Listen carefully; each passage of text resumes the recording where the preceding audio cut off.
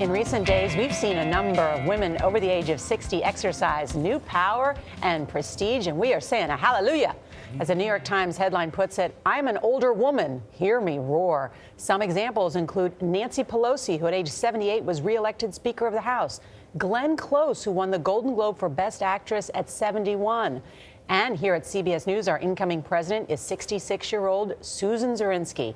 But not all older workers are seeing success in the latter years of life. A new study claims about 56% of workers over the age 50 have faced or could face what's called employer-driven job loss. Now, that's according to a recent analysis by ProPublica and the Urban Institute. Last year, 2 longtime Ohio State University teachers reached a settlement after suing over age discrimination. The women claimed one supervisor even called them dead wood.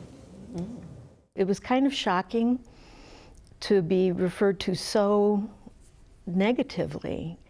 It's just a real slap in the face. There's no question in our minds or in our lawyers' minds or in the minds of the EEOC that these were actions related to age.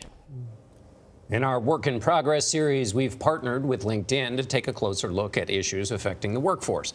LinkedIn editor-in-chief Dan Roth is here with how older employees can protect their jobs. Welcome back. Thanks for having me. So one economist in the ProPublica story said working after 50 is considerably riskier and more turbulent than we previously thought. Didn't we already think it was pretty tough? We knew it was tough. We didn't realize it was this tough. When you have the majority of workers over 50 who will lose their job at least once, and only 10% will be able to get a job that earns as much if they get a job again. Those are terrifying numbers. It means the majority of us are going to be hit by this at some point in our lives. This will affect everyone, and the study shows that it doesn't matter your income, your age, what geography you're in, what industry you're in, it affects everyone. Why don't they like us, Dan? and doesn't experience and wisdom count for anything? Absolutely, but the problem is... Tell me why they don't like us. I think that the issues are income. Older workers earn more. You've been around for longer. You've gotten those raises. But you could say, listen, the company's having some trouble. Can we reduce your salary? Yeah, but they're not even given that option. They don't do that. Companies that is not part of the game plan the companies have in their playbook.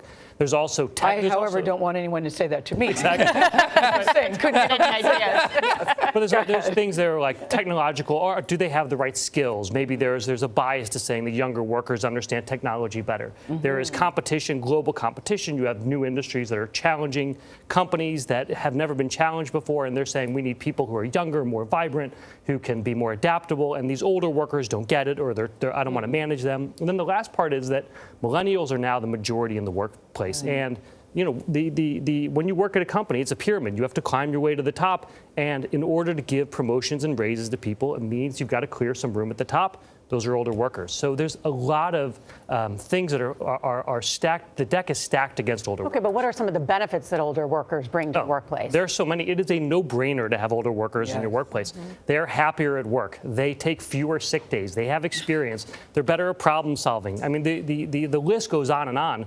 And for a company that's thinking long-term and how to make sure that you're competitive, you should have more older workers in your workplace. That will that'll be a huge benefit to you. Other than handing the list you just made to your boss, what can an older worker do to protect themselves? Yeah, number one is you got to keep your skills up to date. You have to constantly be training. And I don't think this is true just of older workers. If I were in my 30s, 40s, you have to start getting those skills now because you don't want to just suddenly start playing catch up, but you have to continuously be learning. The second thing is that I would keep a job on the side. You want to have a side hustle going on, because the truth is that if you have a high likelihood of being pushed out, which all of us do and every one of your people watching the show do, then you want to make sure there's something you can fall back on. Even if you don't earn as much, you want to be your own boss. All right. And someone wrote me and said, look, companies will outsource wisdom, but they won't hire for it. So you want to be a consultant, make sure you can be in control of your own destiny. Got to come up with a side hustle. How old are you, Dan? I'm 45. So you got time. Thank you, Dan Roth. Thank you.